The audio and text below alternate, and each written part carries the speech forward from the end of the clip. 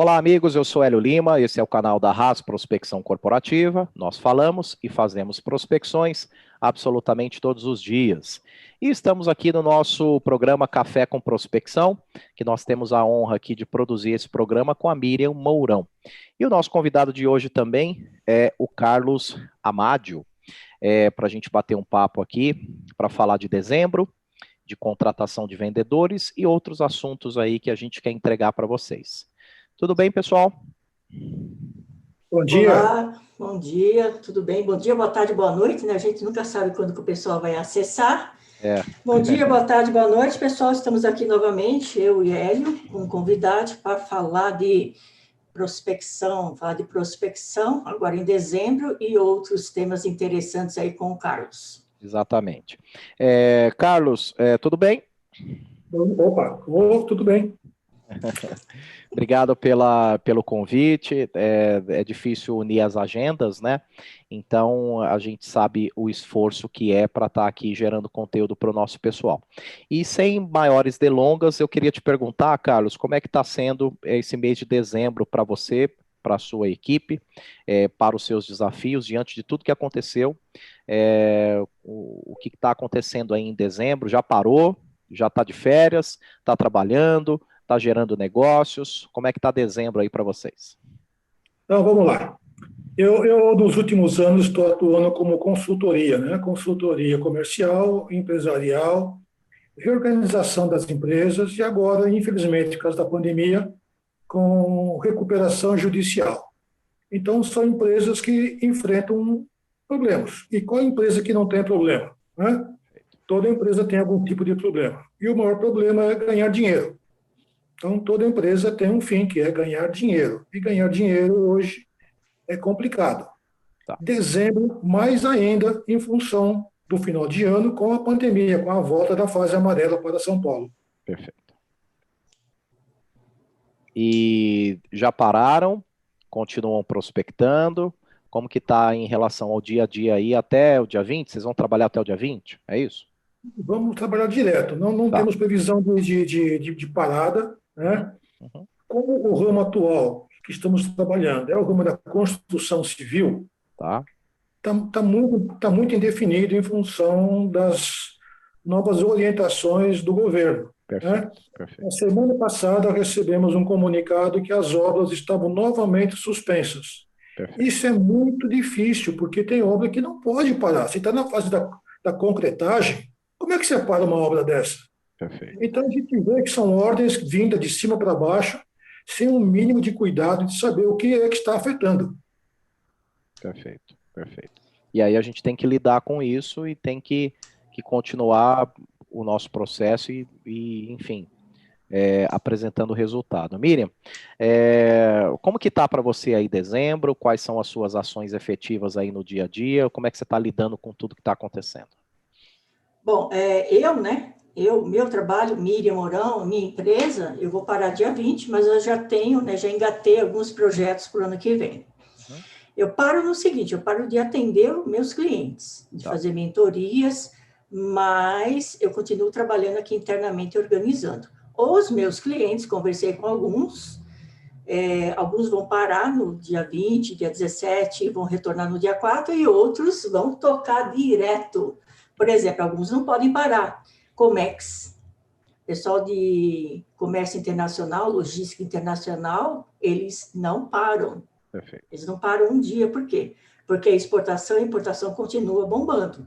Principalmente o pessoal da exportação, né? Exportação continua bombando. Então, tem alguns segmentos vão parar, alguns segmentos não param, e tem aquela dificuldade, né, que a gente já tinha até conversado anteriormente em outro encontro, sobre aquela objeção, né? Ah, me liga, né? Me retorna no ano que vem. Isso está acontecendo bastante. Uhum. Às vezes até no Comex, né? Para troca de fornecedores, não vão analisar agora. Uhum. Então, eles estão realmente jogando para o ano que vem, né? Uhum. Então, isso é uma realidade, tem que saber lidar com ela. Eu bati um papo ontem com a Karine, do pessoal da Exact Sales, e um dos pontos que a gente conversou foi justamente esse, né? O fato da gente gerar conteúdo, consumir conteúdo, estudar, e falar de vendas B2B ou produzir artigos, vídeos, no caso da Miriam, no meu caso, o Carlos também gosta sempre de interagir lá com a gente, o fato é que nada disso muda a rotação da Terra. Sim, A rotação sim. da Terra continua. Né? O SDR ele se preocupa com a abordagem, ele se preocupa em vencer a recepcionista, a secretária, mas é muito importante a gente ter uma visão mais macro da coisa toda e entender que a rotação da Terra não é alterada. Agora, o que eu também tenho falado para os meus clientes, vamos então fechar tudo, parar de prospectar e voltar só para o Carnaval? Não tem como. Né? Até porque, Carlos... Nem sabemos quando vai ser o Carnaval. Pois acho que nem vai ter Carnaval. Nem haverá Carnaval, nem haverá. Vai ter. E o que eu falo para os nossos clientes, Carlos, é assim, prospecção serve para quê? É para caçar projeto? Apenas? Será que a gente não está pensando prospecção de uma forma muito limitada? Né? Será que o seu executivo comercial, Carlos, ele não poderia fazer um mês de relacionamento com quem já está na base? Né? Para buscar novas soluções, novas maneiras de atender quem já está na base, mas voltando para a prospecção, será que a gente precisa prospectar só pensando em gerar reunião? Né? Será que não é o momento da gente fazer uma gestão de follow-up para quando chegar em janeiro, Miriam, a gente já ter uma agenda, um cronograma? Será que se a gente começar a se conectar com essas empresas em janeiro, a gente só vai falar com elas quando? No final de janeiro ou em fevereiro? Porque a gente trabalha dezembro para ter uma para ter uma agenda entre dezembro e janeiro, certo? Então é isso que eu tenho falado para os nossos clientes, para não pensar a prospecção apenas em caça-projeto. É claro que no meio de um lead ou outro, vai ter aquele lead que vai levantar a mão e falar, pô, além de aceitar conversar com vocês, eu tenho aqui uma demanda que eu quero que você me ajude. Mas se você não estiver prospectando, Miriam, você não corre esse risco, né?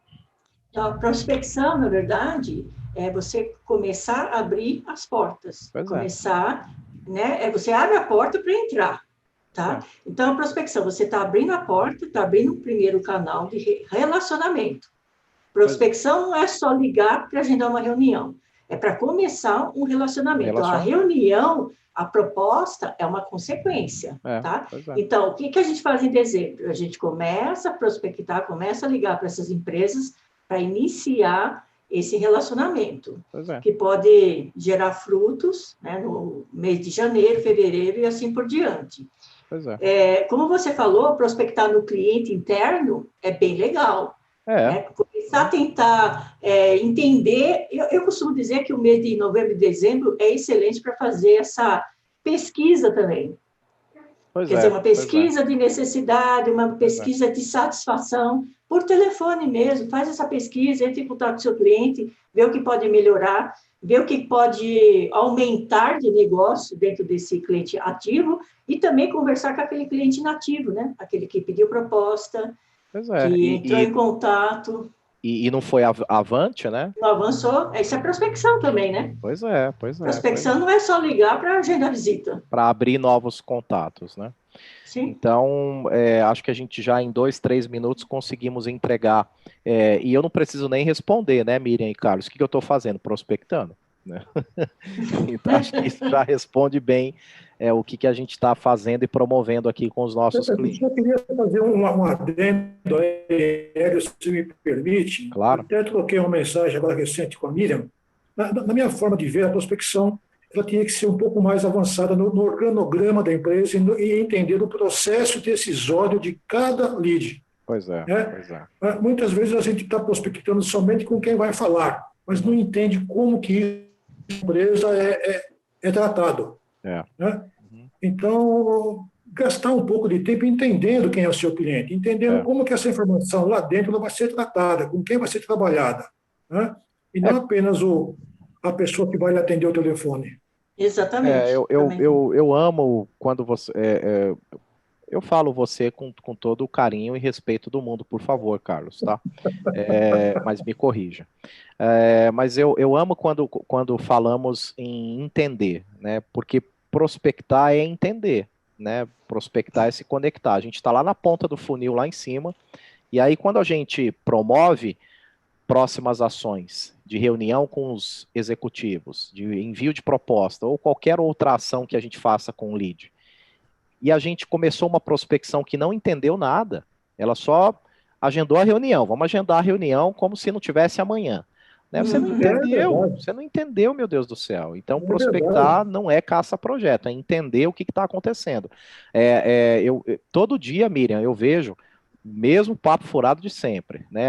Vamos melhorar a abordagem, vamos falar de técnicas de abordagem, técnicas de abordagem, técnicas de abordagem, técnicas de abordagem. Meu Deus do céu, o SDR precisa ter uma visão mais macro da coisa toda, né? Precisa parar de falar um pouco só de abordagem também e entender o ICP, entender para quem ele está ligando ou tentando se conectar e entender como é que ele gera valor, meu Deus do céu. Mas acontece que o SDR, ele hoje, nesse modelo, né, deturpar um pouco a função do SDR. Né? O SDR hoje, ele é como se fosse um telemarketing. A função dele é bater as metas lá de, não sei, 30, 20 reuniões. E você acha que um SDR que tem essa meta de agendar 30, 20 reuniões, ele vai se dar o trabalho de conhecer processo, de conhecer o cliente, levantar a necessidade? É assim, ó. Pá, pá. Vai. Liga e tenta agendar, Tem que ser rápido. Então, ele virou uma... Me permita contar um caso real, para você ver a dificuldade da prospecção quando ela é simples. Numa obra, na construção civil, o contato é sempre com o engenheiro da obra. É ele que especifica o material a ser necessitado naquele momento. Então, ele dá as especificações técnicas e dá o volume necessário para aqueles produtos. Né? Então, sempre o contato é um contato. Correto? Correto. Sim. Correto. Porém, quem efetua a compra, a aquisição, é suprimentos, é compras. É compras. Então, o vendedor fala com o engenheiro achando que está tudo feito. Não, chega em compras, nossa. Não, nada disso. E aí, outro dia, nós perdemos uma cotação até que grande, de material de construção, e eu vou à frente. Eu fui lá falar com o engenheiro. Falei com o engenheiro, fui muito bem recebido. Ele falou, a sua empresa é cadastrada, é uma das que eu mais me posiciono para fazer aquisição, só que quem compra é suprimentos, e vocês não falam com suprimentos. Tá. Eu peço um parafuso e compram um prego. Então, vocês têm que entender o que é compras e o que é técnico. Tem que entender qual que é o meu processo de compra, né? Perfeito. Não, sabe que isso é muito comum, Carlos. Pode continuar, desculpa, pode continuar. Então é isso, quer dizer, a prospecção tem que ser mais ampla, ela tem que entender o processo decisório. Absolutamente. Então, o SDR está louco para te mandar reuniões, tem que mandar fulano fala com ciclano, fulano fala com ciclano, e assim por diante. Aí o vendedor vai lá, cheio de amor para dar, e fala uma parte só do processo, e esquece o restante. Perfeito. Absoluto. Gente, se a gente terminasse esse vídeo agora, eu já estaria muito contente. Sabe por quê? Quando eu treinei uma empresa, vou falar um case também, eu treinei uma empresa que vende software só para gestão pública. Então, eles começam a prospectar com o influenciador, aquele cara que usa, que está ali o dia a dia trabalhando, mas ele não decide. Então, nessa prospecção, você tem que conhecer todo o processo. Quem que decide? Decide a secretaria, o secretário, o administrador. Aquele influenciador, ele pode optar, ele pode falar assim, ó, meu trabalho está empacando por causa disso, mas é um processo, várias pessoas que vão decidir aquela compra, que vão influenciar aquela compra. É como o Carlos falou, não adianta conversar só com a parte técnica e não envolver o comprador. E não adianta ir só no comprador e esquecer a parte técnica. A prospecção, como o Carlos falou, é um todo. São vários departamentos, ainda mais quando é venda complexa. Venda de grande valor. Não, e Miriam, só para os SDRs também não achar que a gente só está falando para eles, porque nessa relação também não existe só o SDR, às vezes o SDR está executando o papel de uma estratégia mal desenhada que vem da diretoria, né?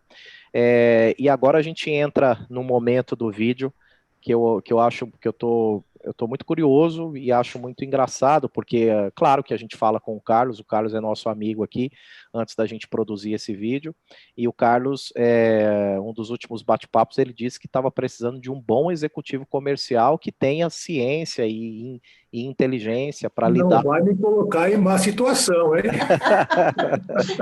Eu só queria entender, Carlos, se você já achou o profissional. Ai, Deus, achamos. Achou? Nossa! Que legal, que legal. É. Tá contente? Então, não me coloque em situação, porque, de novo, os vendedores, eles não vêm prontos. Eles não vêm prontos. Até nós falamos várias vezes isso, né? O vendedor é carreira. É carreira. Se ele muda de empresa, muda de produto, ele mudou o mundo dele, ele mudou o network, ele mudou o relacionamento, ele mudou as palavras, os textos, ele mudou tudo. Se ele não tiver uma força de vontade muito grande de imersão nesse novo mundo, ele flutua. Não tem jeito. Né? Então, quando as empresas pedem um mínimo de experiência, não é experiência em saber vender, saber falar, saber mandar e-mail, não. É saber experiência em aprender. Você nunca para de aprender. Né? Eu sou um generalista, né? A minha base é engenharia mecânica, mas eu fiz carreira como marketing, tenho inspeção de marketing, né? E já trabalhei com adesivos, com ferramentas, com eletrodomésticos, com autopeças. Mas em cada empresa você tem que conhecer o conteúdo, né? A forma de negociação. E é isso. Então, o vendedor, ele vem achando que a ferramenta dele é a palavra, é a voz. Eu me dou bem, eu sou desinibido, eu falo bem, sou extrovertido. Sou extrovertido, ponto.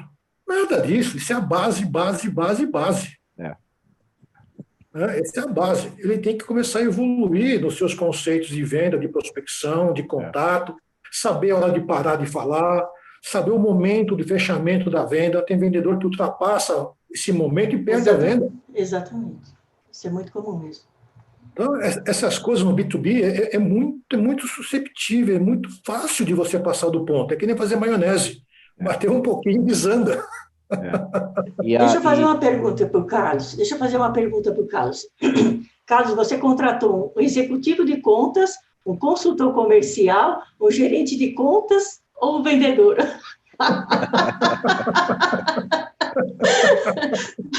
Que tem outros nomes também, viu? Se você for no LinkedIn, você estava colocando no LinkedIn, tem 9 milhões de vendedores. Isso porque você procurou vendedor. Se você tivesse procurado executivo de contas, consultor comercial, gerente de contas, e tem outros nomes também, viu? E a Miriam foi econômica, antes do Carlos responder, a Miriam foi econômica porque ela nem trouxe os nomes em inglês, hein? Então, tem os inglês. Quais são os nomes em inglês? Sales executivos. Sabe o que eu sinto? Enfim. Sabe o que eu sinto às vezes? É percepção pessoal. Que o vendedor tem vergonha de falar que é vendedor. E a empresa quer dar um status maior para o vendedor e coloca como executivo de vendas. Né? Executivo de contas. Se o vendedor liga para alguém, para um prospect, e fala, eu sou vendedor, já quer me vender o seguro, quer me vender alguma coisa, e já desliga. Então, se ele fala alguma coisa mais importante, ele acha que ele vai ser melhor recebido. Né? Pode ser. Do lado oposto, se a empresa recebe um telefonema de um comprador, pode colocar o tapete vermelho. É verdade. Verdade. Então, esses dois conceitos, eles não batem. Então, o vendedor tem que se sentir importante. Eu sempre uso uma imagem de máquina de ganhar dinheiro. O vendedor é a máquina de ganhar dinheiro. Nenhuma empresa dispensa uma máquina de ganhar dinheiro. Agora, se o vendedor não se coloca nessa posição, ele não tem utilidade. Mas vocês não acham... Pode falar. Oi, por favor. Vocês não acham que essa resistência a se colocar como vendedor não é para não ser confundido com o vendedor de varejo, que é um vendedor mais desvalorizado, até pela rotatividade que eles têm em lojas, etc.? Então, mas são categorias diferentes, né? Vendedor de loja, vendedor de home center, vendedor Uhum. de magazine. Esses não são vendedores, coloca-se o nome de vendedor, mas são atendentes. Eles estão lá Ah, tá. estão dispostos a atender o cliente que vem à sua loja. É Eles têm boa, um, boa. Bem interessante isso. então, eles têm um mínimo de conhecimento do produto básico para atender o cliente que entra. Se você vai fazer um questionamento um pouquinho mais técnico, um pouco mais específico, já não é mais com ele. É É, boa, boa colocação. Bem é. interessante, viu? Embora Então, tenham, claro, profissionais que estudam, né, Carlos? E por mais que estejam lá recebendo o cliente que entrou na loja, a gente se surpreende com ótimos atendimentos de profissionais que são bem interessados em por isso que eu estudar estou a falando. solução que ele está vendendo ali, né? O vendedor é carreira, ele tem É, se ele está naquele meio, ele tem de seguir naquele segmento, ele tem que se especializar. Não é? sim. Todo mundo é vendedor. A Miriam vai numa cabeleireira e ela pergunta lá para a atendente dela qual é o melhor esmalte, qual é a melhor tintura, qual é o melhor creme, e a manicure lá, a cabeleireira, vai falar para ela. Então, naquele momento, ela é uma vendedora. É. Ela tem que perguntar, a senhora é sensível com esse tipo de tintura? A senhora tem alguma alergia? A senhora gosta? Para que tipo de evento a senhora vai? Enfim, não vai colocar alguma coisa desproporcional, uma coisa que vai ter algum comprometimento. Perfeito. Então, o atendente, ele é um vendedor. Só que ele se coloca como atendente. Ele acha que, sabendo ser educado e atendendo, já é vendedor. É. Hum. Gente, esse bate-papo é fascinante. A gente precisa fazer a segunda edição, esse café com prospecção com o Carlos. Não dá, Carlos, infelizmente não dá.